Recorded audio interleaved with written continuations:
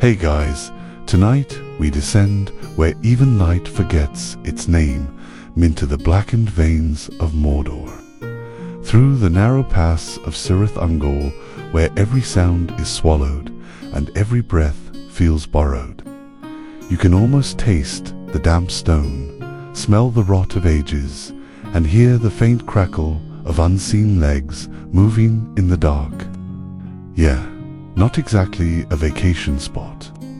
But don't worry, you probably won't survive this one anyway, so before you get comfortable, take a moment to like the video and subscribe, but only if you genuinely enjoy what I do here. And tell me where you're listening from and what time it is where you arrive. Love knowing how far these late night journeys travel. Now, dim the lights, maybe turn on a fan for that soft background hum, and let's ease into tonight's journey together.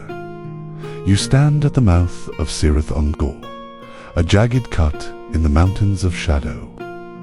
The path twists upward through cliffs slick with centuries of grime. No birds, no wind. Even the air feels cautious here, clinging to the stone as if afraid to move. Beneath your boots, the ground trembles faintly, not from distant thunder, but from something breathing deeper within the rock. The orcs call this place the Spider's Stair, not out of superstition, but out of respect. They leave offerings here, sometimes a carcass, a scrap of armor, even the occasional unlucky rival. Sauron doesn't interfere. He knows better. This stretch of Mordor isn't his. It belongs to her. Your eyes adjust to the dark, and shapes emerge. The walls aren't smooth, they're ribbed with strands, thick as ropes and sticky with dust. Old webs, ancient even by Mordor's standards. Some glistened faintly in the dim light, like the veins of a long-dead creature still pretending to live.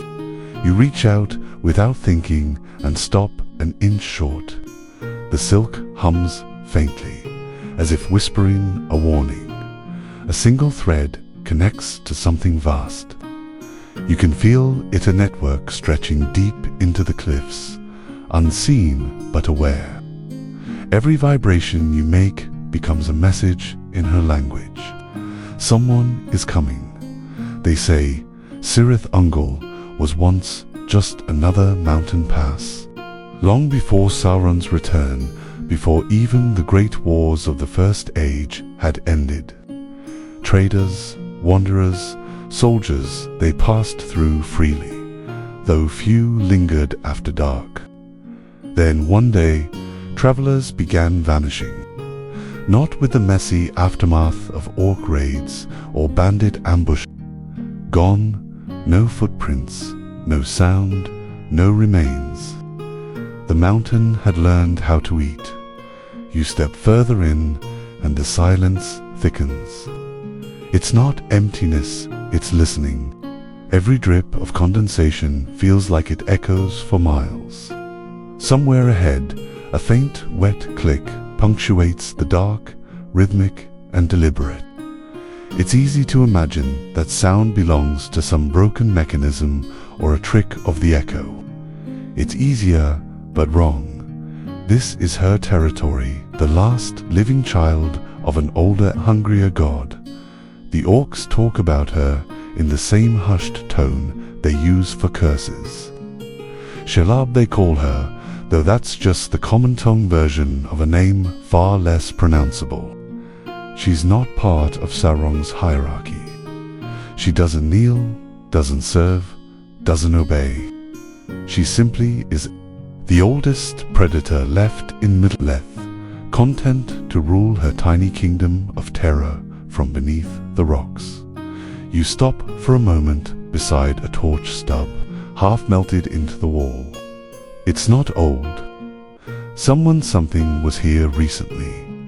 The smell of iron lingers, mixed with a sweeter, sicklier scent. You already know what it is.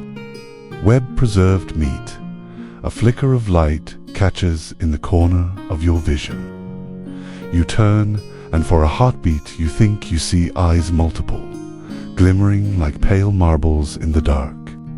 Then they vanish, leaving only that low, almost amused clicking sound again. She's aware of you, not hunting yet just watching, dotting tales whispered by the few who ever escaped this place. They say she doesn't kill right away. She enjoys the fear, draws it out like fine wine. She's patient, older than most mountains, and she's learned that terror seasons the flesh. Scholars of the later ages, those who dare study her lineage, still argue about what exactly she is. Some claim she's the last spawn of Ungoliant, that void-born spirit who once devoured the light of the two trees in Val. Others think she's simply an unusually intelligent arachnid that mutated in the Black Lands.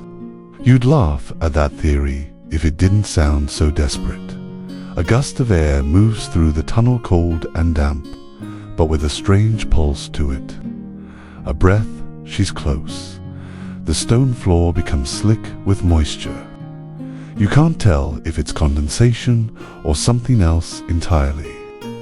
Beneath your hand, the wall vibrates faintly, an entire ecosystem of silk and shadow shifting in response to movement. The webs stretch upward, branching like nerves. This isn't a nest, it's a mind. Somewhere deeper in the dark, you hear a faint skittering sound, then silence, then a thud. Something's feeding, your torch sputters. The air is thick enough to drink. Even your heartbeat feels loud here. You remember what one captured orc once muttered before dying of his wounds. The mistress doesn't serve the eye feeds her. Same as us. He'd laughed then, a bitter, wheezing sound. We're all meat, one way or another. A small shape drops from the ceiling, a spider, no larger than your hand. Harmless enough, but its presence is a promise. Where there's one, there's her. You press onward, careful with each step, the torchlight trembling across the webbed stone. Somewhere ahead, the tunnel opens wider. The smell hits first decay, mixed with a sweetness that almost feels narcotic. It's the smell of sleep, of death that's been patient, and then you see it. The webbed cavern stretching like a cathedral of corruption, its ceiling lost in shadow. Cocoon shapes hang from every ledgeox. Men, perhaps even something older, each wrapped tight and glistening. This isn't random hunger, it's curation. Your breath catches as something vast moves in the dark. Not skittering this time, gliding. The silk trembles with her passage. The sound is heavy but graceful, like stone learning to dance. She's here, and when her voice finally comes, it's not words, not sound, it's vibration. Pressing into your chest like a heartbeat that isn't yours. You realize she's not just a creature. She's hunger given shape, memory, and patience. And she's been waiting a very, very long time.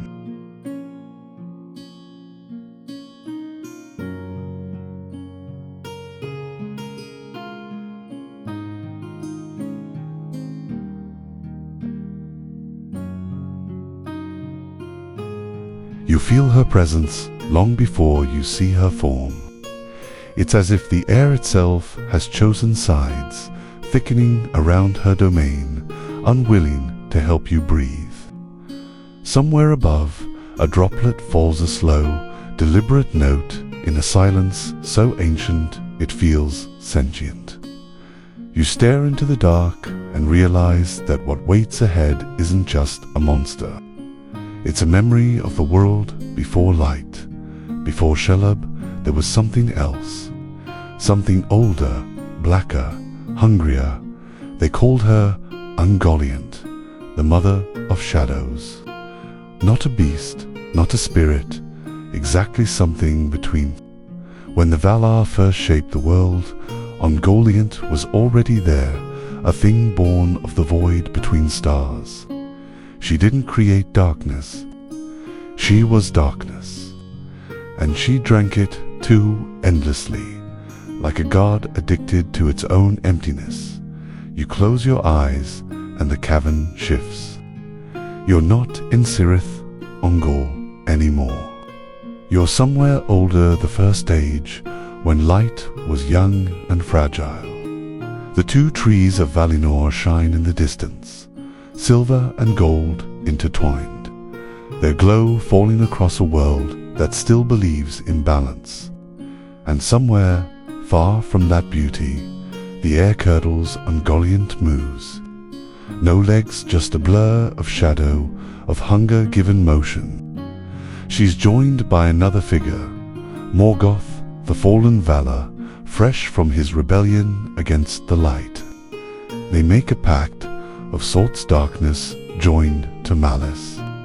He promises her whatever she desires if she helps him destroy the light. Bad idea. Together they creep into the garden of the two trees. You can almost hear their breathing, his eager, hers trembling with need. And when Ungoliant strikes, the world itself flinches. She drains the trees dry, devouring their radiance until nothing but withered husks remain.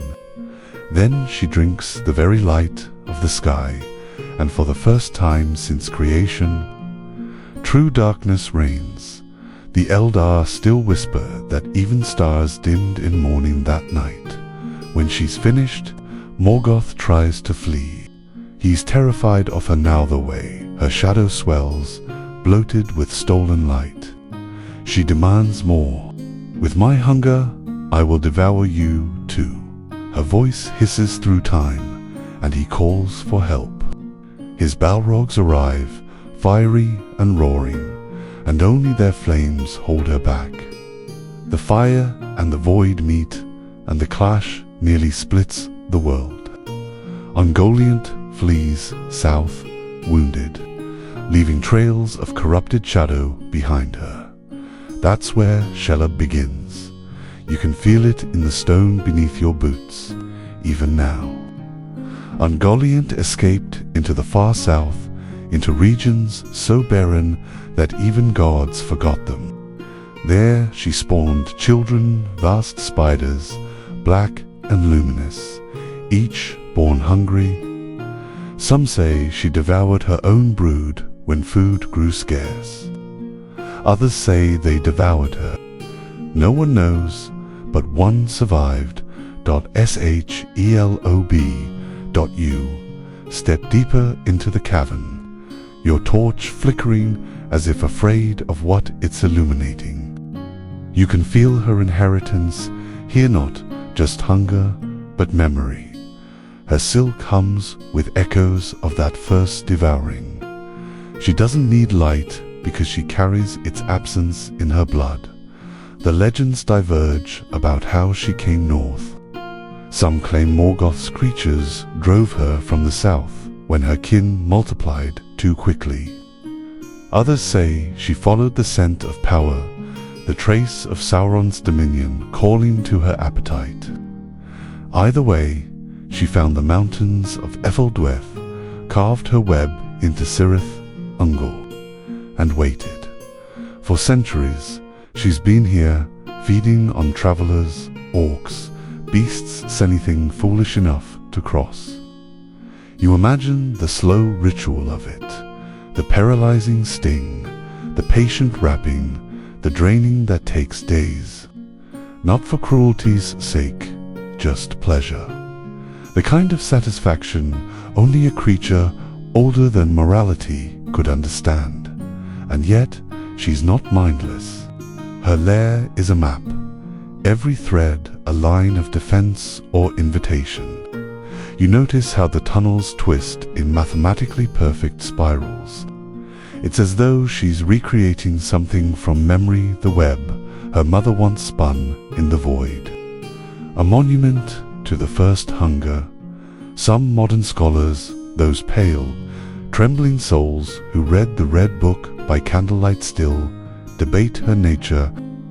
Was Shelob just an oversized spider, a remnant of an ancient breed? Or was she a Maya, a divine being twisted into monstrous form as the Balrogs once were? The theories go in circles. The truth doesn't care. You step closer to one of the larger strands, and your torchlight glints off something suspended within ether shape, half seen. A skull, perhaps elven once, now yellowed and hollow. Inside the eye socket, something glitters. Not gold, not gemstone, just a drop of resin hardened from the silk itself. A tear fossilized. You wonder whether she ever remembers her mother, that cosmic parasite who once swallowed starlight. Probably not. Shelob's existence isn't about remembrance, it's about continuation. The hunger doesn't end when you kill the creature. It migrates. It's the universe's oldest habit. The air grows heavier as you move deeper. You hear faint skittering on the wall's lesser spiders. Her attendants, they pause when you move, like organs of one greater body reacting to stimulus. For them, she isn't a mother or queen. She's a law, a gravitational force of fear. And here's the strangest thing, you almost start to admire her. There's no deception in her existence, no pretension. She eats, she waits, she endures. She doesn't lie about her nature the way men and elves do. In her silence lies something close to honesty. You can imagine her in the First Age, small compared to her mother, but already self-aware, already calculating, watching Ungoliants fall, realizing what not to become. Shelob learns the great truth of predators. Patience beats power. She never tries to rule. She simply survives until survival becomes dominion. There's a faint sound now, a low tremor like Perringor growling. It's coming from the darkness ahead. The web trembles around you, alive with motion. Maybe she remembers the moment her mother devoured the light, the ecstasy of it. Maybe she dreams of repeating it. You lift your torch higher, the flame trembling like prey, trying not to breathe. For just a moment, you see her silhouette, massive, shifting shape, legs coiled like mountains ready to move. Her eyes glint, not with light, but with reflection mirrors of your fear. You realize that everything since Ungoliant's fall, every age and empire, has only been the world catching its breath between feedings, and now the hunger's awake again.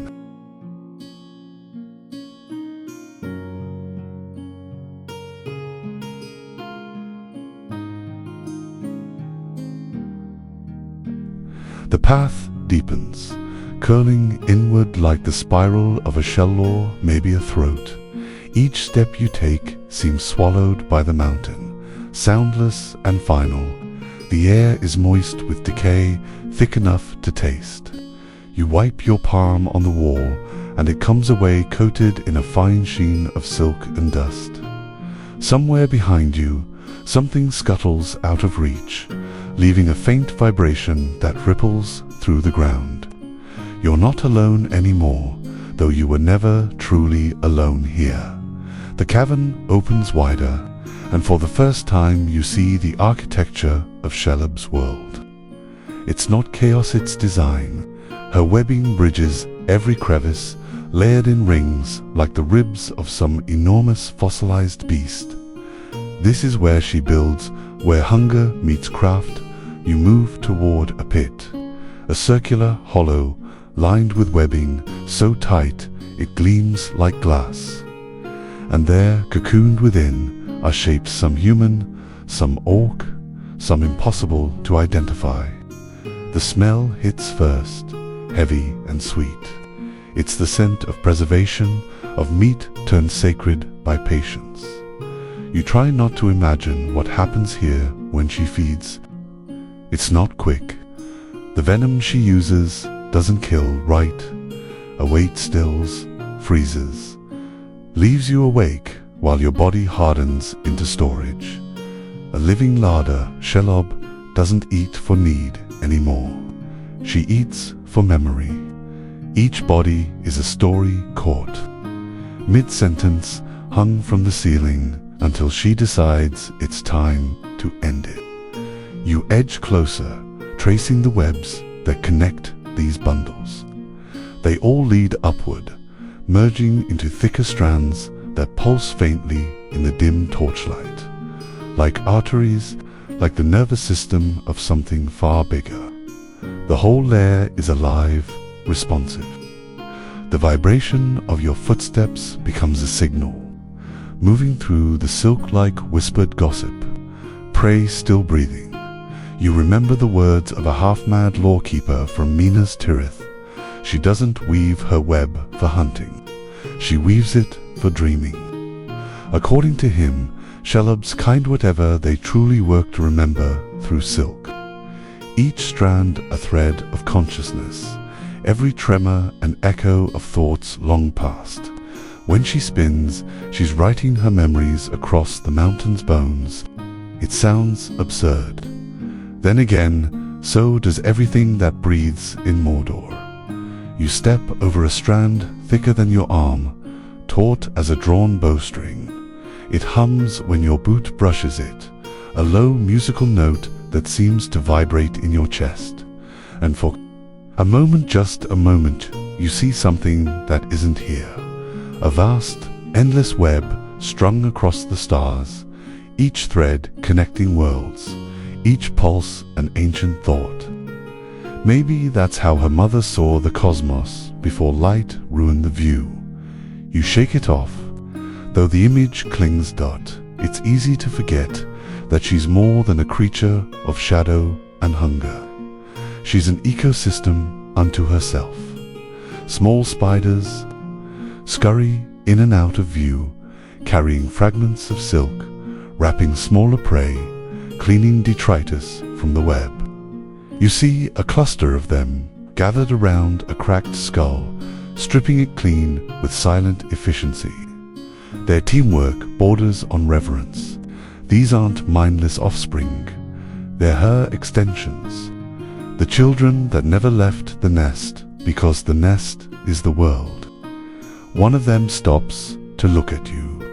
Its eyes tiny, bead-like reflect the torchlight like droplets of black oil. You could crush it with a finger. You don't, somehow. That feels like an invitation you really don't want to accept. You think about the centuries she's spent here.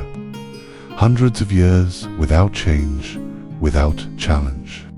Just feeding and waiting. She doesn't need conquest, doesn't crave gold or dominion. That's Sauron's problem. She just needs the web to tremble once in a while, to know that something still lives enough to fear her. There's a strange kind of purity in that. Horrifying, but honest. You stumble on a rib of stone, slick with moisture, and catch yourself on the wall. The silk clings to your hand, warm, pulsing slightly. You pull free, and for a heartbeat, it resists, like flesh. That's when you realize the truth. This web isn't just hers. It's built on corpses. The threads are laced with sinew, bone, and chitin organic fibers woven into her silk over centuries. The mountain isn't her prison. It's her body. The idea makes your stomach twist. You almost laugh. Fits either that or scream. So that's recycling, Mordor style. You whisper to yourself. The joke echoes weakly. Swallowed by the stone, a faint breeze moves through the chamber, carrying the smell of burning pitch. Orcs, somewhere close, they still use this pass, still make offerings at her outer gates. They know the rules: leave food, speak no name, never linger. Some say she spares those who bring her tribute. Others swear she takes them anyway, just slower. You can picture it, a group of them hauling a carcass, muttering prayers to a creature that doesn't care. Maybe they think she's a goddess. In a way, she is. The goddess of appetite, the last priestess of her mother's void. There's a debate whispered in dusty libraries, argued by candlelighter, about whether Shelob breeds. No one's ever found evidence of eggs, though some claim the lesser spiders around her are her children. Others insist she's barren, cursed by her own lineage, forever feeding but never creating. Maybe that's her punishment for surviving Ungol. Maybe the void doesn't tolerate continuity, and yet you notice something. A hollow near the pit, covered in a different kind of silk finer, whiter, almost luminous. It looks newer. You crouch beside it, touch it lightly. It's warm. Alive, something moves inside. You jerk back instinctively, heart pounding. The shape shifts beneath the silk, slow and deliberate, like a dream trying to wake. Then it stills again, as if it knows you're watching. Whatever it isn't dead. You step away, careful not to disturb the web further. Maybe it's nothing, maybe it's everything. You'll never know.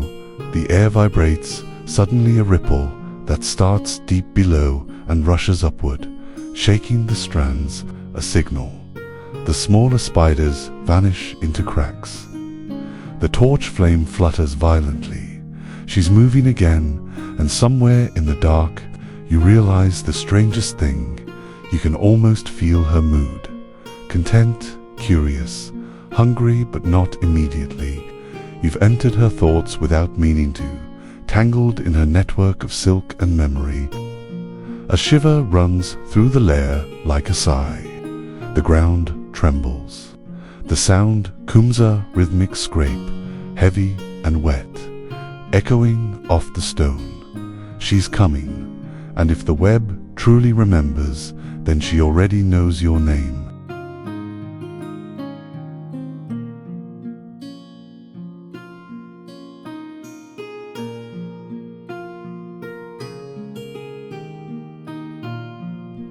You press yourself against the wall, the torch trembling in your hand, the flame shrinking to a thin, desperate tongue of light. The sound of her movement grows louder, legs dragging, silk snapping, stone splitting under her weight. Yet there's rhythm in it, a grim patience. This is her domain, and she never hurries. Prey runs. Predators wait. When she appears, you almost don't recognize her as living. She's too vast, too quiet. The torchlight crawls over her body in reluctant patches, legs like spears. Fur matted with grime, her abdomen gleaming faintly with veins of old silk hardened into armor. The smell that rolls off her isn't rot, it's age, ancient and damp, like the scent of a world left in the dark too long. And then her eyes, 8 globes of dead reflection, catching the light and throwing it back at you. You can see yourself in them, teeny, trembling, ridiculous, somewhere between laughable and edible. She doesn't move closer, not yet. You feel her watching, calculating. The silence is worse than the sound. You get the sense she's listening through the web, hearing every vibration in your chest. Each heartbeat another confession. I am alive. I am afraid, but she doesn't strike. Instead, the ground around you begins to quiver small, pulsing movements like the mountain itself breathing. The web is reacting, every thread alive with resonance. You realize she's not alone down here. She never is. The smaller spiders are everywhere, moving in the periphery of your vision. Their presence like thoughts flickering at the edge of consciousness. You remember what the orcs say about her. The mistress is queen, but not alone. The pass of Cirith Ungol has become a living kingdom, her silk its architecture, her offspring its citizens. They build, feed, clean, and die all within her reach. It's the closest thing to Order Mordor ever knew, and yes, the orcs know this too. Some even serve her, willingly or not. You can almost hear them in the tunnels above, guttural voices echoing as they unload supplies, dragging their spoils to the feeding grounds. They talk about her with the reverent soldiers reserved for tyrants, not love, not even respect. But survival worship, they leave carcasses at the edges of her lair, goats, prisoners, rivals, offerings. Sometimes Sauron's messengers bring orders to ensure she's satisfied, though what satisfaction means to her is anyone's guess. There's a rumor among the garrisons of the tower that she once caught a troop of orcs who forgot their tribute. When the next patrol came, they found nothing but armor, webbed together into the shape of a meal she hadn't yet eaten. You wonder what Sauron thinks of her. The truth is stranger than you expect. She's not his servant, never was. In the long histories that crawl through dusty tomes, it's said that even the Dark Lord respects her independence. She's older than him, a creature from before his time. And though he could destroy her probably, he chooses not to. He calls her his cat, a strange, almost affectionate term. But everyone knows cats don't belong to anyone.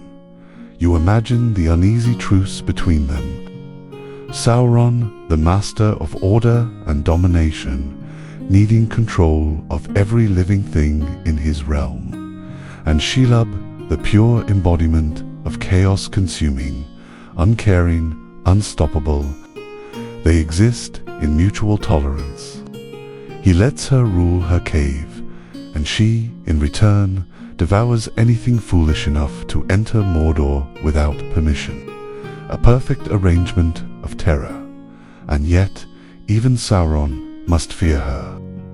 Not because of her power, but because she represents something he can't master. The hunger that can't be commanded. She's what he would become if he ever stopped pretending he had purpose. You step deeper into her lair, past the feeding pits and into a massive, hollow chamber. The ceiling disappears into shadow, and the walls gleam with layers of silk so old they've fossilized. The texture looks like marble, but it flexes slightly under your touch. You realize it's made of thousands of cocooned bodies layered together over centuries. A grotesque cathedral built from the remains of intruders, and in its center a nest, not the kind you'd expect. There are no eggs here, no signs of offspring, just a mound of silk and bone, shaped like a throne. She sits upon it, her massive form blending into the structure until it's hard to tell where spider ends and mountain begins. You feel as though you've stepped into a living memory, one that's been looping for centuries. The silence stretches. You can't help but speak so. This is the Queen's chamber. Her eyes flicker the faintest motion. A low hum answers not speech, exactly, but understanding. The sound travels through the web and into your body. It's a sensation, not a message, but it feels like amusement. You take another step closer, heart racing. You're not a monster, are you? The words come out quieter than you intend. You're just old. The hum deepens. The silk on the walls trembles in waves. You feel images instead of words, light dying, stars consumed, endless hunger. A lineage of shadow stretching from the beginning of time. You glimpse her mother, Ungoliant, devouring the light of the two trees, and then Shelob, small and luminous, crawling from the wreckage. You see her wandering, starving, growing. You feel her loneliness, centuries of existence without kin, without purpose beyond feeding. It's overwhelming. You stumble back, breath shaking. You remember everything. You whisper. She leans closer. You can see every hair on her legs, every scar etched into her carapace. You realize that for her, memory isn't comfort, it's torment. The web isn't just her tool. It's her mind. Every vibration a thought, every thread a recollection she can't forget. No wonder she feeds each meal is a moment of silence. The smaller spiders return, crawling over her legs and up the walls, maintaining her world. You notice how precise they are, how synchronized. It's not random. There's organization here, structure born of instinct. This is an empire built on sustenance, where obedience comes from hunger, not loyalty. You think about how civilizations aren't so different. Kings rule by fear, armies march for bread, and somewhere, something always feeds on the weak. In the web of the world, everyone's tangled in someone else's silk. There's a moment of absurd humor in that thought, and you can't help murmuring, guess the first rule of Mordor is, never outdine your host. If Shelob could smile, she might have. A sudden vibration passes through the chamber, louder, sharper. The smaller spiders scatter. You feel it too. The approach of orcs, a troop entering the tunnels from above, their torches faint but growing brighter. They're chanting something guttural, carrying bundles that drip. Offerings again. Shelob stirs, slow and deliberate. The webs pulse with her attention. You realize you're about to witness her ritual, the feeding that keeps Mordor's balance intact. She moves toward the entrance, her legs unfolding like blades. The air trembles. You flatten yourself against the wall, watching as the orcs emerge below, their torches flickering like dying hearts. They drop their burden, a man, still alive, wrapped in chains. He screams once before her shadow falls over him. You don't watch what happens next. You can't, you just listen.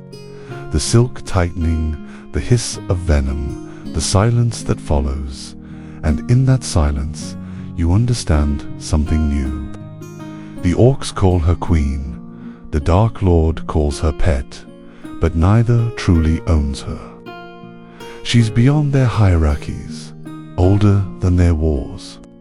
A fragment of the void itself, still feeding, still remembering, and you, small and trembling in her cathedral of decay, realize you've been allowed to live for a reason. Maybe curiosity, maybe amusement, maybe she just likes the sound of your fear. Either way, you're part of her web now.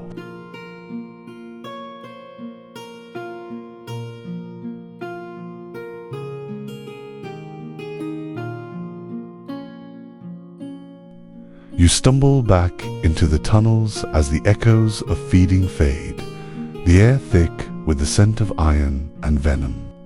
The silence that follows isn't relief, it's digestion. You try to steady your breathing, though every inhale feels like drawing poison through silk. Behind you, the faint sounds of motion resume, smaller spiders reclaiming what's left, binding the moment back into her living architecture. Nothing in her domain ever goes to waste. When you finally find your footing, you realize how far you've come. The path you followed has wound so deep that the light from the orc's torches doesn't reach you anymore. Your own flame is guttering, spitting dark smoke that coils upward and vanishes into cracks you can't see. But you're not lost, not exactly. You're inside something older than direction. A system of veins and arteries carved into the mountain's flesh. And here, deep in the dark, you begin to feel the past vibrating through the walls. Not so. It's as if the silk itself carries whispers from ages long gone. The story of how this nightmare found its shape after the first age's end, when Morgoth fell, dragged screaming into the void. The world changed. The power that had birthed Shelob's mother vanished, tore, maybe just withdrew, leaving traces of itself in things that refused to die. Shelob was one of them. For a time, she wandered, her hunger dulled but not extinguished. She fed on carrion, on beasts too slow to escape her bite. She hid when light returned to the world, and slowly her memory of her mother's cosmic gluttony faded into instinct. The world was healing then, or pretending to. Elves rebuilt their havens, men rose from ruins, dwarves dug new holes, but the shadows always found a way to pool in forgotten corners. Shelob made her home in one of them, muffled. The mountains that guard Mordor like broken teeth. The early men who ventured near her domain called her the Weeper, because the walls of her caves always dripped as though mourning. They spoke of glowing eyes watching from the cracks, of strange threads appearing overnight across their paths.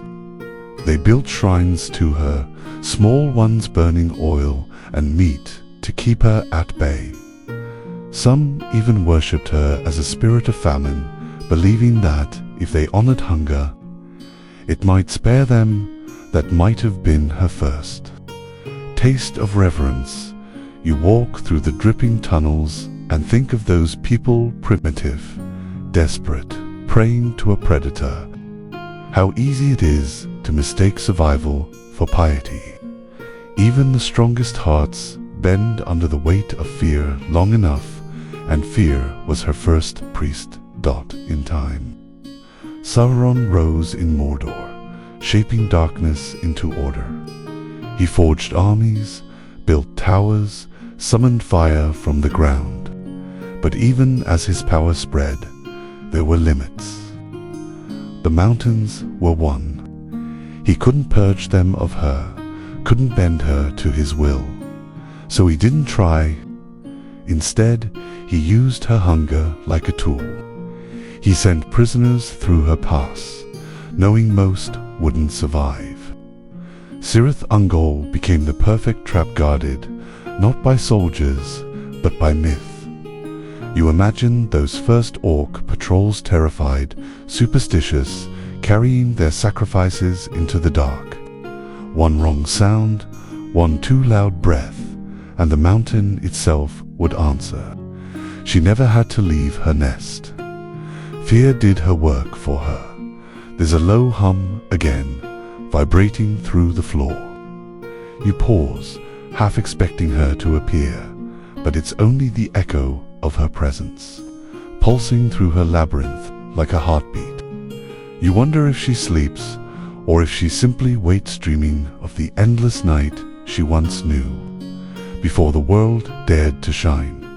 The path widens, and you find yourself in a corridor lined with strange relics.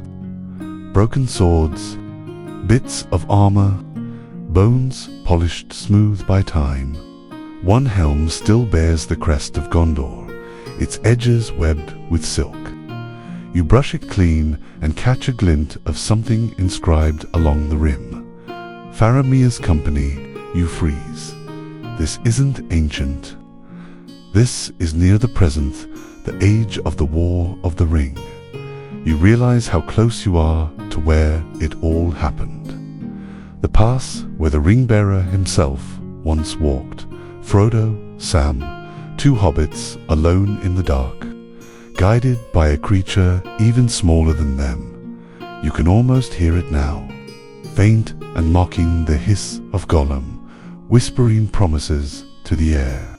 She'll make it quick, yes, she will. Nice and quick. You remember the story. Gollum, once twisted by the ring's power, led them here. Promised them a way into Mordor, straight through Shelob's lair. He thought she'd do the killing for him, that he could scavenge what remained. Poor fool. He'd forgotten what true hunger looks like. Some say Shelob planned to let him live, toying with him as she often did with clever prey. Others claim she barely noticed him, too focused on the glimmer of the ring, the only light she'd ever desired to consume. Even scholars of the West can't agree on what truly happened in those tunnels. Was it chance, fate, or the will of something higher that spared the hobbits and left her crippled? You run your hand along the wall. The silk here feels older, brittle. The wound she took, that Dasam's sting, elvish blade driven deep into her flesh, left its mark. They say she fled into the darkest tunnels, retreating to heal, though none know if she ever fully recovered. Some argue she died there, her great body finally overcome by pain. Others insist she lives still, smaller, weaker, but alive. You pause and listen. The silence that answers feels deliberate, like a secret refusing to die. You imagine her retreat after that wound, the once mighty queen, bleeding venom that burned the earth, crawling deeper into her own web, every strand trembling with pain. Her mind, if she still had one, filled with memories she could no longer control.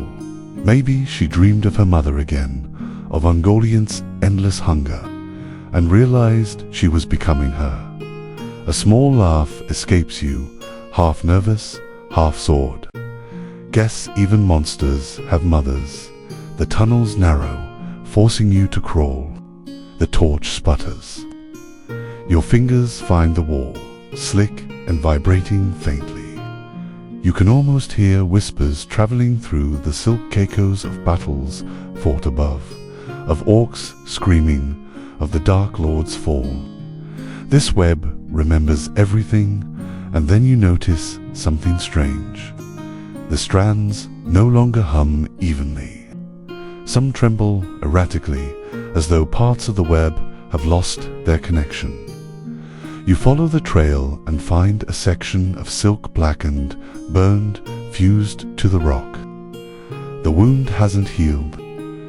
It spreads outward, fragile, fraying. Maybe the web is dying, or maybe it's shedding its memory, forgetting her so the mountain can finally sleep. You sit there, surrounded by the ruins of her dominion, and feel something you didn't expect: pity. Shelob, for all her terror, wasn't just a monster. She was a relic, the last echo of a world that worshipped appetite. Her kind didn't build empires or forge rings. They simply endured, surviving even the gods who made them. And now, even that endurance fades. You reach out, touch the dying silk.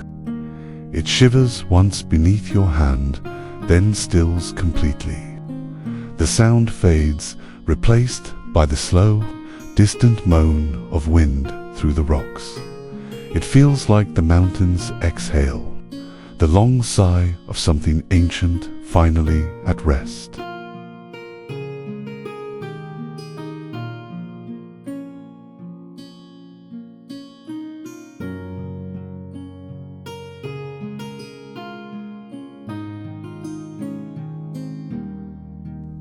rise from the dust and the remnants of the web, brushing off fragments of silk that cling like cobwebbed memories. The air has shifted, no longer as thick, though still heavy with that metallic aftertaste of venom and fear. The torchlight flickers across the cavern walls, where faint trails of web still shimmer like old scars. For the first time since you entered Cirith, it feels like she's truly gone, or at least sleeping deep enough for the mountain to pretend she's forgotten. But the story doesn't end with her silence, because Shelob's kind of darkness never really dies. It just changes hands. When Sauron rose to power again in the Second Age, long after Morgoth's defeat, he inherited more than armies and ambition. He inherited hunger, and in the way of all clever tyrants, he learned from what he couldn't control. Shelob had taught him something invaluable, that domination through fear wasn't enough. Real power came from corruption, from reshaping what already lived into something that would serve without knowing it was enslaved. You imagine him in his forges, hammering not just metal, but will. The orcs that crawled from his breeding pits weren't born of darkness alone. They were bred from the same principle. Shelob embodied endurance through pain, strength through cruelty. She had shaped her world through digestion. He shaped his through obedience. He even mimicked her structure. Her web became his hierarchy. Her patience, his strategy. Her hunger, his ambition. There's a reason Sauron tolerated her presence, why he allowed her to rule the pass at Cirith Ungol unchecked. She wasn't a threat. She was a mirror. While she ruled her web of silk and fear, he ruled his web of lies and power. Both caught prey, both fed, and neither truly died when cut. You walk forward, past the last remnants of her domain, into tunnels that open onto the black slopes of Mordor. The night air hits you like cold smoke. The wind carries the faint stench of sulfur from the plains below. For the first time in hours, there's a horizon, a sliver of pale sky over the peaks. The color of Ashdod down there, across the plains. You can see the faint silhouette of Barada, the dark tower, its peak lost in clouds. You imagine the great eye burning, always searching, always watching. And yet, even that terror had something it feared.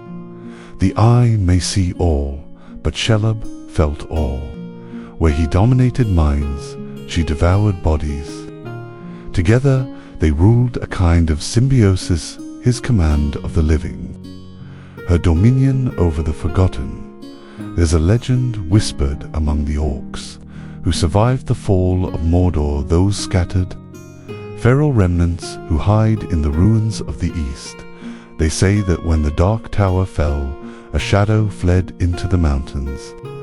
Not Sauron's, but hers. She woke, one old soldier muttered, long before he died of his wounds. The mistress felt his end and fed one last time on fear. The scholars of Gondor dismiss such tales, of course. They claim Shelob died from her wounds at the hands of Samwise Gamgee, her spirit dissolving into the dark like her mother before her. But then again, they said the same about Sauron after the First Age, didn't they? You can't help but smile. Dead is such an optimistic word in Middle-earth. You sit on a rock at the cave's mouth, watching the faint glow from the east, where the fires of Mount Doom still smolder beneath layers of ash. The landscape feels barren now, stripped of its masters, but also strangely alive. Without Shelob's hunger or Sauron's will, Mordor breathes differently, like a wound beginning to scar, and yet you feel her presence still. Not physical, not audible, but instinctual. The memory of her web lingers in everything, the pattern of cracks in the stone, the rhythm of wind through the tunnels. The whole mountain seems to hum faintly with her absence. There's a line from an old ranger's song that comes to mind. The darkness never dies. It only changes its name. You think about all the ways her hunger lives on. In men who crave power, in rulers who feed on obedience, in every secret addiction that chews at the edges of reason. Shelob's legacy isn't just a monster in the dark, it's a truth about the world, that hunger, in all its forms, is eternal. A gust of wind blows through the pass, carrying a faint sound, something like a whisper or a sigh. You turn, half expecting to see her silhouette again, half hoping you don't. There's nothing, just the cave mouth, yawning open, black and endless. Still, you can't shake the sense that she's out there. Maybe smaller now, maybe weaker, but alive. Hiding deep beneath the mountains, feeding on insects, bones, or shadows, waiting. And part of you wonders, what would she be now without Sauron's shadow above her? Would she grow again, reclaim her strength? Or would she fade, starved of the fear that once fed her? That's the thing about creatures born of darkness. They need contrast. Without light, even shadow loses meaning. You rise and step closer to the entrance again. The silk on the walls trembles faintly, stirred by the wind or maybe not by the wind at all. You touch one thread, and it vibrates with a note so deep you feel it more than hear it. For a moment, it feels like acknowledgement. Maybe she knows you've told her story. Maybe that's enough for now. You start down the path toward the plains, careful not to look back too often. But just before the last turn, you catch a glimpse of something high above 2 pinpoints of light, faint as candle flames, watching from the darkness. Then they blink, and the mountain goes still again. You laugh softly. Of course, you're still here, you whisper. You always were. The thought feels comforting in a strange way. The idea that some terrors never truly die, that they simply wait until the world forgets how to see them. Because as long as something fears the dark, the spider of shadows will have purpose. You take one last look at Cirith Ungol, the webbed mountain pass that once devoured armies, kings and heroes alike. The silence feels earned now, like the pause after an ancient story finally exhales. But somewhere deep within the stone, something stirs her, single strand vibrating softly, like a heart remembering how to beat, and maybe, just maybe, she dreams again.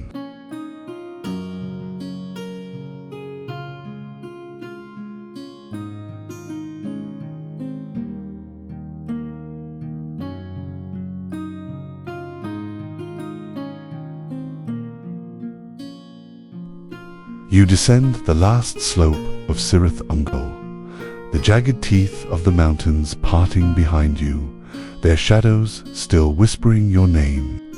The air grows thinner, colder, and yet strangely easier to breathe, that though every step you take pulls you further from the reach of that ancient hunger, still it lingers. It always does. The scent of silk and venom, the faint brush of invisible threads across your imagination. You tell yourself it's gone, that she's gone. But the mind doesn't let go of darkness so icily below. The plains of Gorgoroth stretch before you, vast and cracked like the hide of some slumbering beast. The fires that once roared from the furnaces of Barad-dûr have dimmed to embers, smouldering under layers of ash. Somewhere beyond that ruin, Mount Doom's peak glows faintly, in the distance a reminder that even the mightiest flames burn out eventually. You pause, looking back toward the pass. The mouth of the tunnel is a black scar in the grey rock, framed by the faint shimmer of webs that refuse to die. They sway slightly in the wind, catching pale daylight like threads of glass. For a heartbeat, it almost looks beautiful, fragile, tragic, and defiant. You can't help but imagine her still within, Shelob, the spider of shadows. Maybe she's asleep, her immense body curled in on itself, dreaming of brighter days she never knew. Maybe she's watching you even now, one eye cracked open, amused by your nerve. Or maybe she's dead, and the mountain has simply learned to mimic her heartbeat out of habit. There are things the chroniclers never decided. Some insist that Sam's blade, forged long ago by the elves of Gondolin, pierced her heart and ended her forever.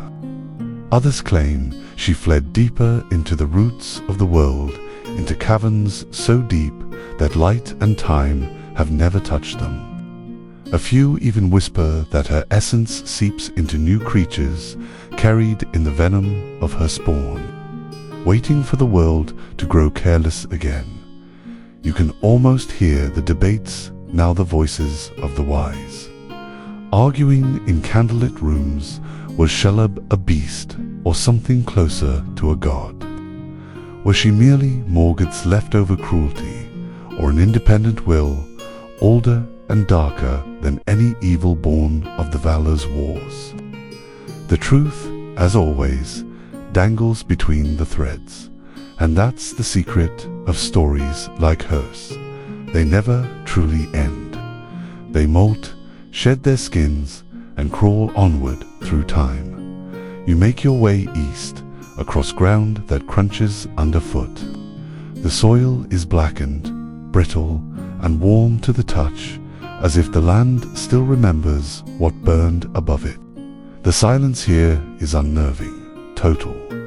No birds, no beasts, no voices.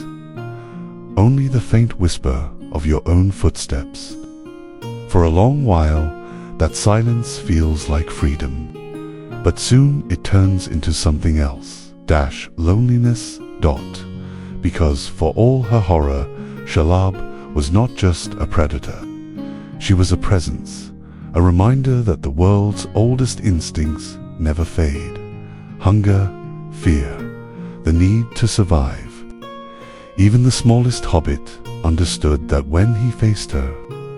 Samwise Gamgee, his name still echoes through these lands, carried on songs sung in far gentler places. He faced her with nothing but a blade, a vial of light and love. And somehow, those three things outweighed centuries of darkness. You smiled to yourself. Light, courage, and love, you murmur. The only three things that ever beat monsters. The wind shifts again, carrying faint sounds from somewhere distant a creek.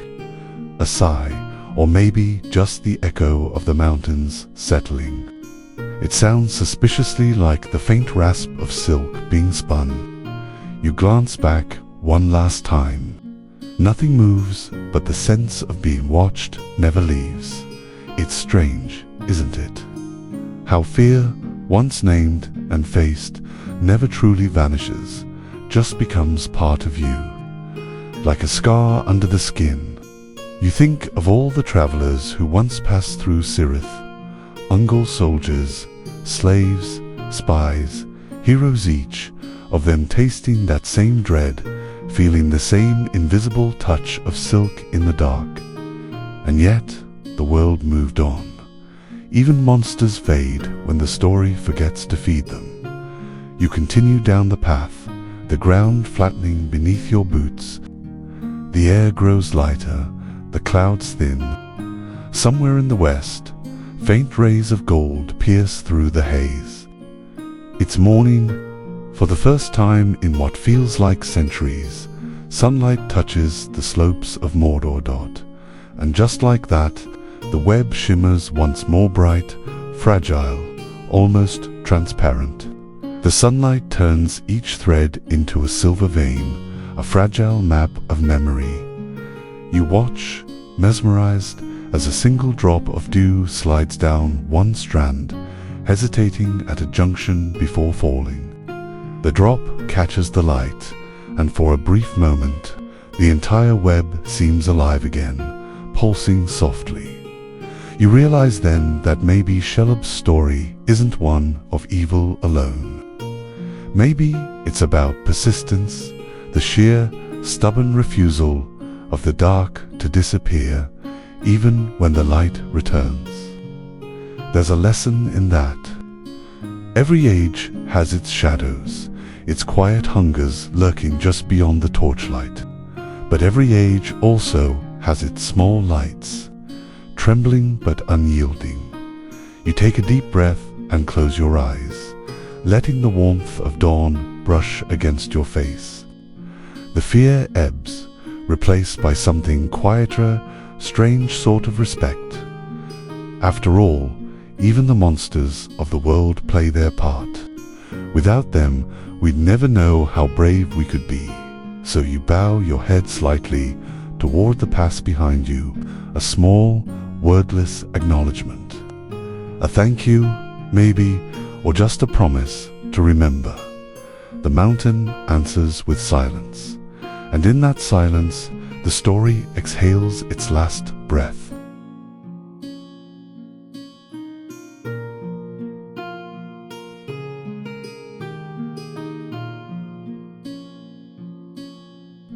The world softens now. The edges of the mountains blur, their outlines dissolving into mist. The light spreads slowly, curling through cracks and over stones, warming every place the shadow once ruled.